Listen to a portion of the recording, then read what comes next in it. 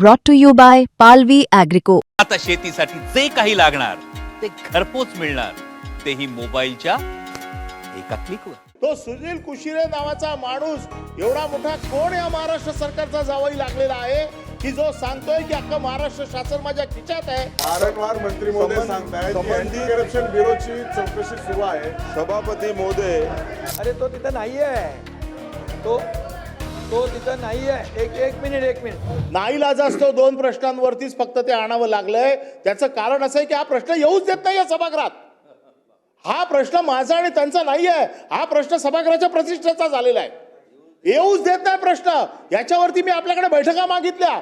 मी गेल्या 2 अधिवेशनामध्ये आपल्याकडे बैठका मागतोय, परंतु बैठक पण लागत नाहीये. मंत्री महोदयांना मी आत्ताच्या आत्ता हे एवढे सगळे पुरावे माझ्याकडे आहेत प्रत्येक प्रकरणाचे. ही सगळी प्रकरणं सभागृहात सांगून झाली, पत्र लिहून झाली. तो सुनील कुशिरे नावाचा माणूस एवढा मोठा कोण या महाराष्ट्र सरकारचा जावई लागलेला आहे की जो सांगतोय की अख्खं महाराष्ट्र शासन माझ्या खिशात आहे आणि म्हणून माझा प्रश्न येणारच नाहीये. आणि म्हणून या सभागृहाचा पूर्ण सेन्स घ्या. या सभागृहातला प्रत्येक सदस्य आज त्याला ओळखतोय.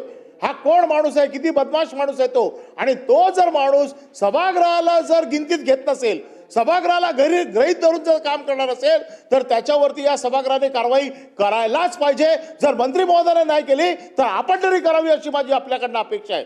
10 कोटीचं टेंडर 80 कोटीपर्यंत जातंय.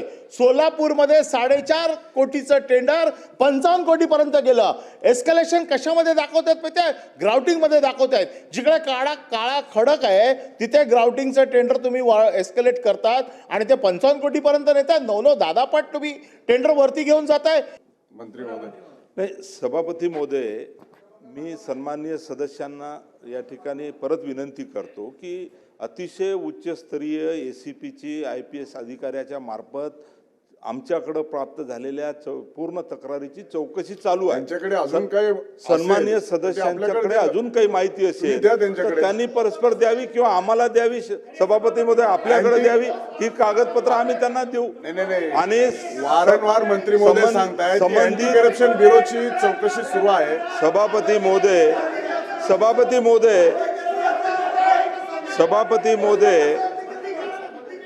त्या पदावरून त्यांना साईड ब्रँचला टाकलेलं आहे. सभापती महोदय वाल्मीला त्यांना दिलेला आहे आणि त्याच्यामुळे चौकशी चालू आहे. चौकशीचा अहवाल आल्यानंतर अध्यक्ष महोदय कठोर कारवाई करण्यात येईल. अध्यक्ष